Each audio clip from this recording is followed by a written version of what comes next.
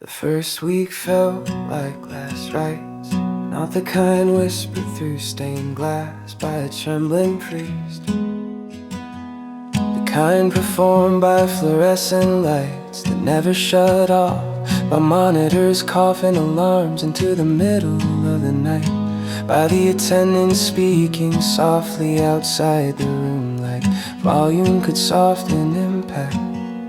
26 days in the pediatric ICU.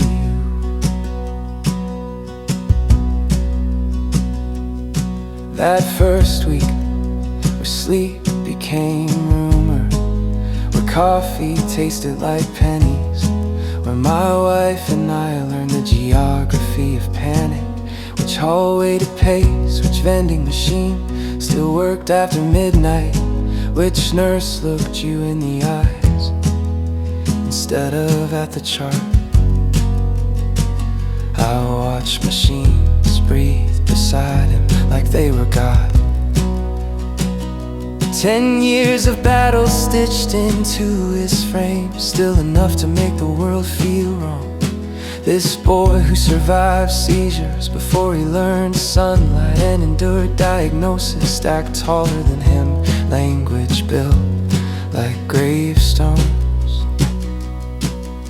and still he found a way to live.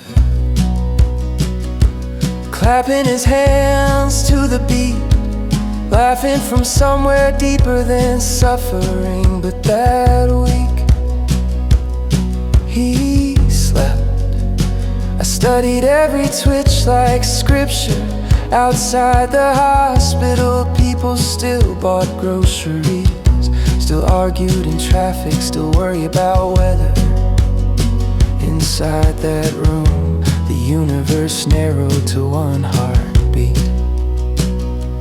All my hustle, all my fix-it instincts, locked out by monitors. And yet I told him stories, praying he heard under the fog. Summers at Woodlock Pines, music therapy with Alicia, Sunday dinner with Grandma and Grandpa.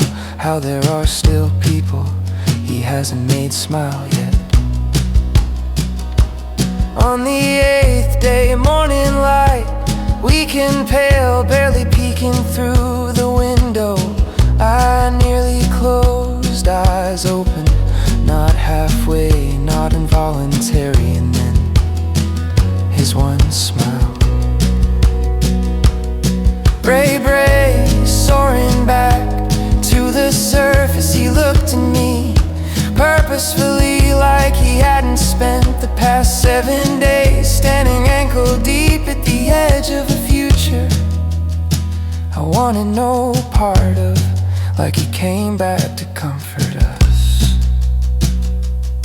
And I broke like a dam, finally admitting it was never built to hold this much love.